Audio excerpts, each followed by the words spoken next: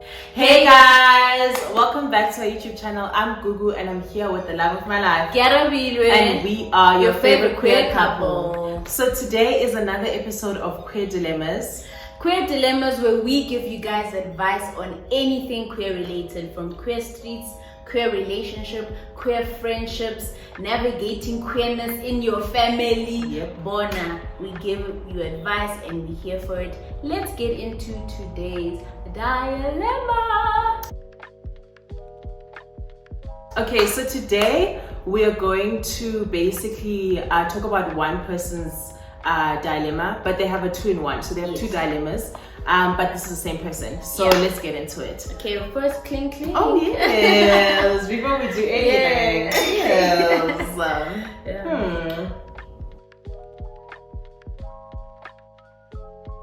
Okay, let's get into this person's two-in-one dilemma. So this is their first dilemma. Hi Gugu and Gia, this is a two-in-one and quite lengthy, so please bear with me. Okay, let's get into it. This is the first one. I've never been in a queer relationship, but I've experienced a situationship where the person wasn't validating my sexuality because of my inexperience and my gender expression because of how I present. I am neither femme nor masc, and by the way, I didn't know this was a situationship until it had ended. LOL. Anyway, I am attracted to femmes, mascs, and everyone really. What I found though is that masculine people don't necessarily find me attractive because I'm not femme, and femme presenting people assume I'm straight because I don't really present masculine. Hectic. My issue is that it seems, and I could be very wrong, as if I have to present as one or the other in these queer streets, which both feel inauthentic to me. I am also someone who is reserved, so making the first move is tricky. How can I position myself such that I get asked out by either femmes or mascs?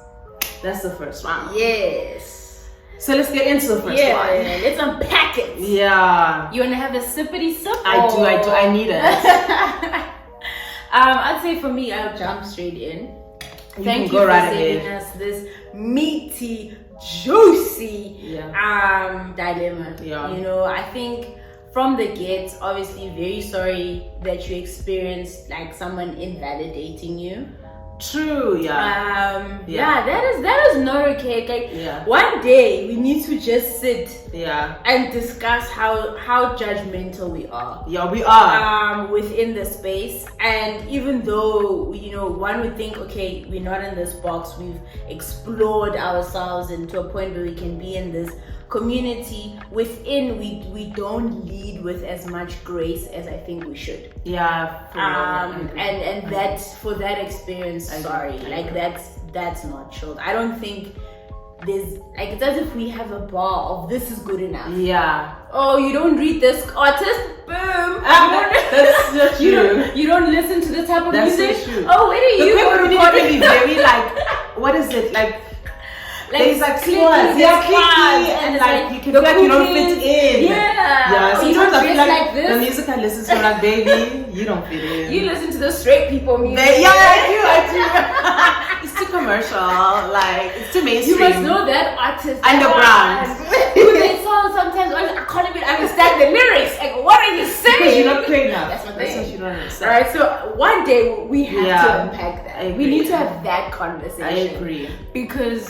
But also, like, this specific, the boxes of masculine femmes, I feel like, yes, we're going to give advice, but we also are perpetuators of it. You and I. Yeah, no, we definitely I mean, look at us. So, I mean, we are also unlearning it. Yes. You know what I mean? And a lot of people still have to unlearn it. True. And it's pretty hard to, That's a very good, I feel like, because 20-year-old me knew what I was attracted to, ran with it, got here. But 27-year-old me, even in the relationship, has just questioned a lot of that. So I echo what you're saying about giving that grace. In terms of people. Right? And sorry about the situationship. Guys, be clear. Be clear what it is from the get. Don't let people find out at the end. That was actually a situation. Because it brings a lot. But let's answer the question. But I also want to say, in terms of the sexuality being invalidated because of inexperience, like, don't ever let anyone invalidate you because of inexperience. No. Because I actually think that's not done to straight people. Like, a straight people, that could be their first kiss at like 18 or 21, and no one's gonna be like, are you actually straight? Because people are just gonna be like, that's who you are. You don't have to have experienced sexual things or been in relationships to actually be like, I'm heterosexual. So don't let people do that. But you know what it is though, because you hit it on the nail. What is it? It is actually like promoted for straight women to be inexperienced. Oh, true. Like virginity. Yes. Like, keep it. To not be like slash Yes. Like, if you haven't done anything, you're pure. Oh, I see why they're not in that. Yeah, that makes sense. Yeah, that's why. Because it's like, it actually means you're a pure straight woman. You are the real deal. You're a real woman. A wife material. Yeah, actually, yeah. You're 100 cows, by the way. Yeah. But yeah, don't ever let people like invalidate that. Like, that is your sexuality.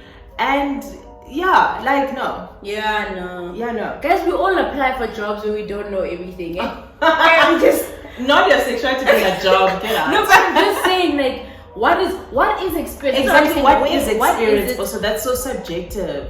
What is experience? Literally. Like, what is experience? What is experience? Who said that? Who even said that? Yeah, man. So I think it's just we need to throw away these arbitrary constructs and constraints that we put on ourselves, because they really hinder us from progressing as people, from having experiences with people. Exactly. And experiencing people for who they are. So you know what I mean? Even you throw away these arbitrary things. Throw them out. Throw them out. That's step number one in even how to get people to ask you out. Just throw it out. Yeah, I agree. And then, so now we're going to answer your question after our little 2 cents about the context. So how can I position myself such that I get asked out by either femmes or masks? So I mean, you're in a great position. You're attracted to femmes and masks. So now, how do you said you're reserved? So making the first move is tricky. Kearabilwe has a solution for you.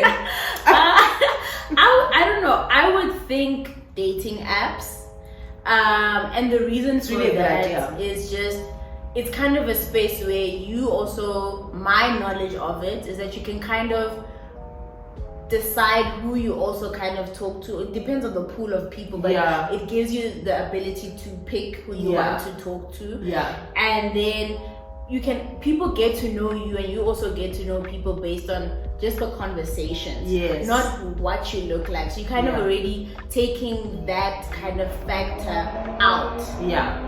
Although they still see your pictures or whatever, but it's not the same as real life. I feel like we're more judgmental when we interact with people face to face. True. And I feel like it also gives you an ability to meet more people that are like you. Yes. And that's a point that Gugu raised. And I think the older I've been getting, I've really started to realize that my experience is not unique. Like, yes, it is, it means a lot and it's significant to me, but there's a lot of people who are going through what I'm going through, and there's so much power in finding myself in those spaces with those people, because I'm like, oh, okay, this is normal. Whew. That like imposter syndrome just reduces drastically, and then I can perform at my best. And performing at the best in this case would be meeting people, and if getting into a relationship is one of your goals, possibly getting into that. And also, like, I, as a reserved person, I like, the reason why I said the dating apps is a good idea is because it's going to be hard, even if we say like go to queer events,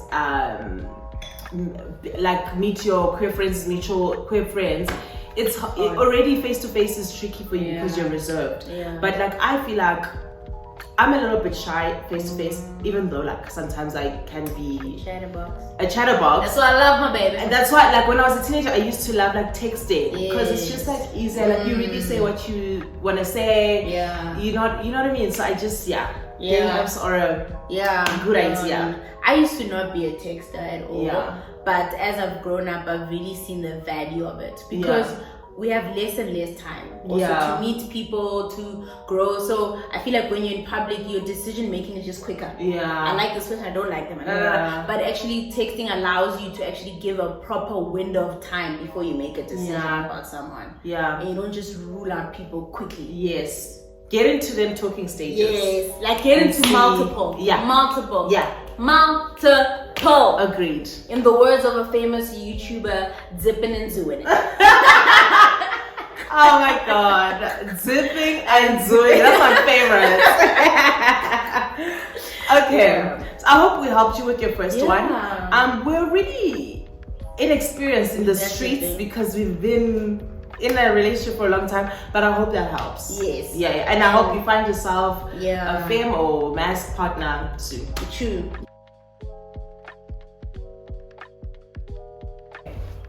So let's go to the second one. The second one, the dilemma is, my family is a little conservative and have views that are quite problematic. On many occasions, I've experienced them be homophobic, for example, using words like the S word, I'm not going to say it, in conversation. Ridiculing queer couples on TV shows, being dismissive of or minimizing queer love as just friendship or a phase. I have called them out for it, but it has fallen on deaf ears, and I have since retreated to ignoring it. I have mentioned that I like women, which they dismissed, but I have never sat them down to come out because I don't feel like I owe them that. What's the best way to navigate the internal conflict of either constantly addressing or ignoring the problematic views? Sana, this is a big issue. Sana, this is a lot. It's a lot. In the words of Kabrizi Wali Easy from The River. When last did you watch it? I don't know. Years ago. They were immersive.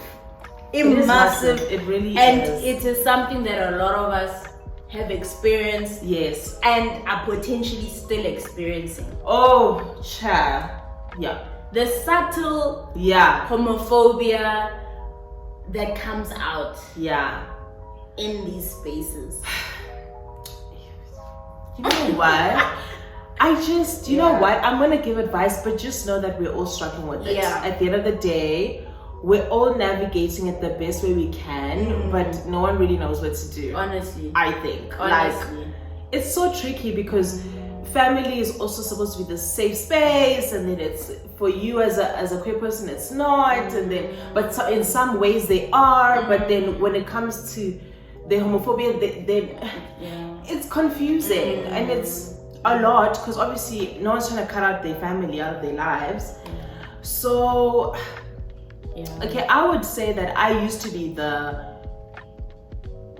constantly addressing girl, and now I am the ignoring the views girl.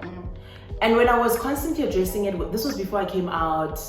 I never came out actually, but this is before they knew that I was queer. I would constantly like debate and like call out someone's problematic views in the moment. Like as soon as they say it, I'm like, listen, that's problematic, you can't say that. There is nothing wrong with being gay, excuse me. Like I was just doing the absolute fighting for the community, the absolute most.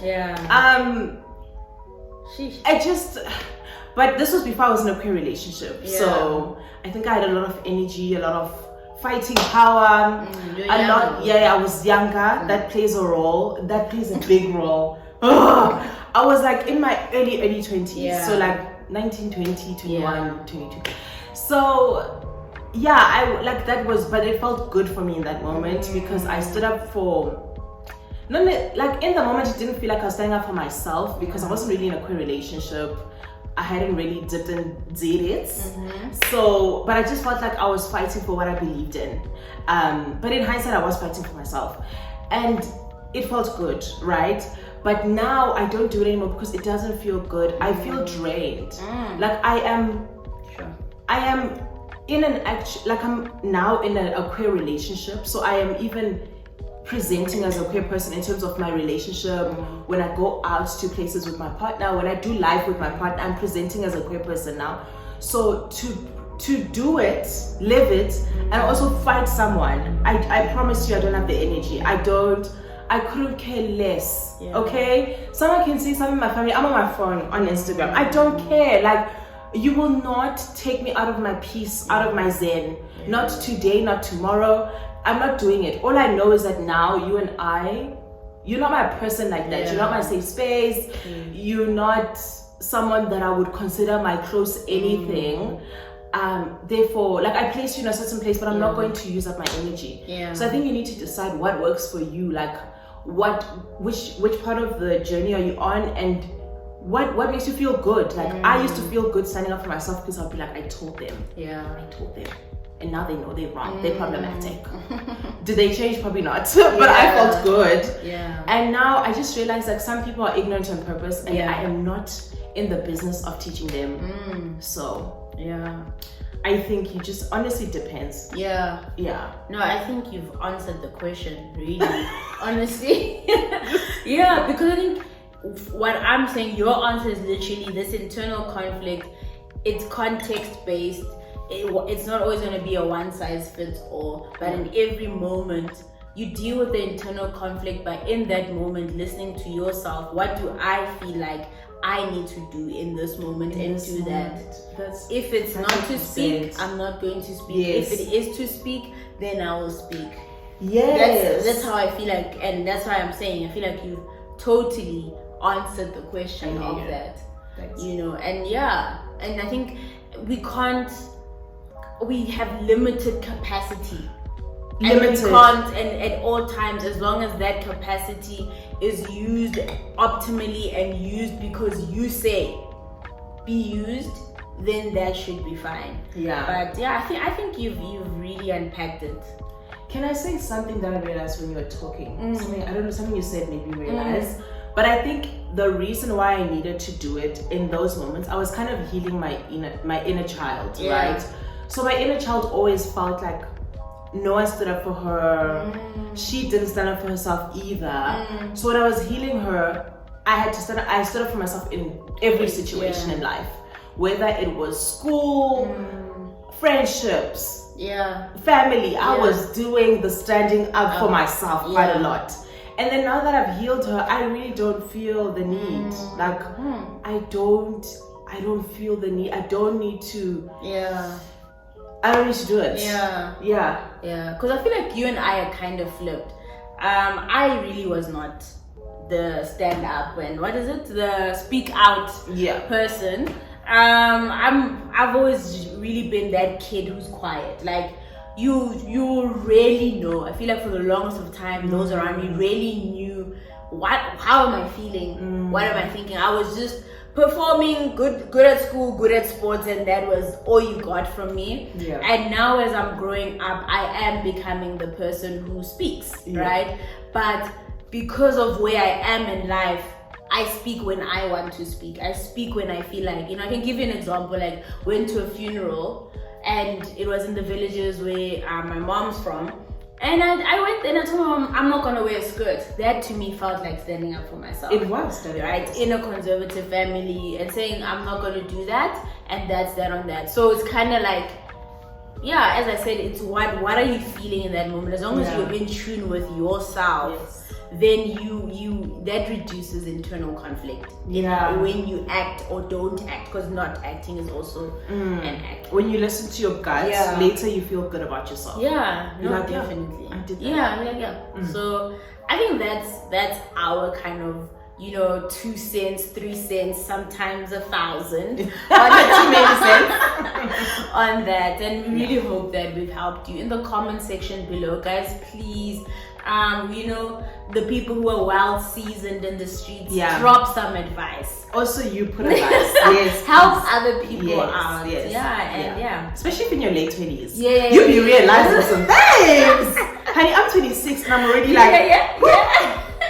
realizing too much. 25 and some give that advice to the younger peeps. Please, let's help people out. And let's also lead with kindness, especially be kind to yourself. Especially. Yeah, I agree with that. So that's it for today's video. Thank you guys so much for watching. Before you leave this video, please make sure that you are subscribed, especially if this is your second or more time watching us. And also please like this video, it will help our channel. And yeah, yes, that's it. Thank you so much for watching. Bye.